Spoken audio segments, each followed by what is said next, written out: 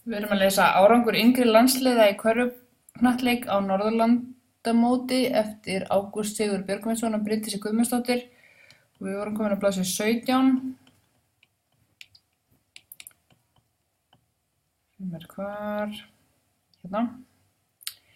Mikilvægt er fyrir þjálfara að skilja þá staðreynd að ekki allir geta orðið afreksíþróttamenn. Upplifun einstaklinga úr íþróttum, sérstaklega barna og unglinga, þarf að vera jákvæð. Mikilvægt er að allir fái hvatningu við hæfi og ekki alltaf bara skammir. Þjálfarar þurfa að skapa jákvætt andrúmsloft í kringum sig á æfingu. Leikmenn sem eru hjá þjálfurum sem nota meira af jákvæðri styrkingu hafa jákvæðara viðhorf til leiksins og njóta þess betur að stunda íþrótt sína. Leikmenn í jákvæðu andrúmslofti þrífast betur með liðsfélögum og þjálfurum. Þjálfarar hafa fullt af tækifærum til þess að vera jákvæðir og hvetja leikmenn sína á jákvæðan hátt og þeir geta gert það á nokkra vegu, til dæmis með líkamstjáningu, nú eða klappa bakið og svo auðvitað líka hvatningu með orðum. Þrátt fyrir að þessi hlutföll séu æskileg notast margir þjálfarar við refsingar og hótanir til þess að skapa meiri metnað og árangur hjá leikmönnum sínum.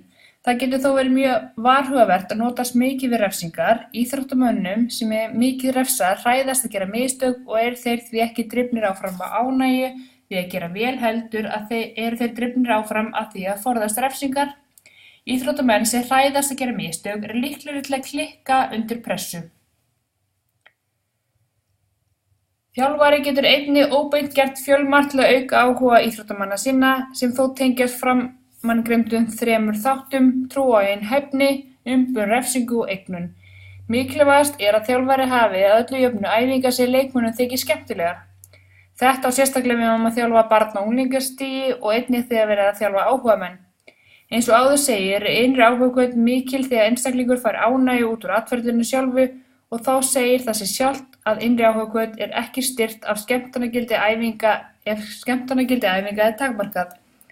Aðrir þættir sem eru undir stjórn þjálfara sem hafa áhrif á áhugahvöt leikmanna eru ákvarðanataka, magn og gæði og endurgjöf sem þeir veita leikmönnunum. Að umbuna íþróttamönnum er góð leið til að auka ytri áhuga íþróttamanna. Hafa verður þó í huga það sem áður hefur komið fram í þessari ritgerð að varlega verður að fara í að umbuna með efnislegum hætti, sérstaklega ef innri áhugahvöt er næg. Rannsóknir hafa einnig sýnt að stuðningur þjálfara við íþróttamenn sína hafa jákvæð áhrif á áhugahvöt þeirra sem og hans eigin hegðun. Jákvæð hegðun þjálfara hefur jákvæð áhrif á áhugahvöt. Þjálfarar þurfa einnig að setja hæfilega pressu á iðkendur sína því sýnt hefur verið fram á að ef einstaklingar upplifi mikla pressu af hendi þjálfara og annarra sem hann telur sig ekki geta staðið undir, dregur það úr trú á eigin hæfni og þá leið úr áhugahvöt. Hvatning þarf að vera jákvæð en að sama skapi má ekki setja mikla pressu á árangur ef auka á áhugahvöt.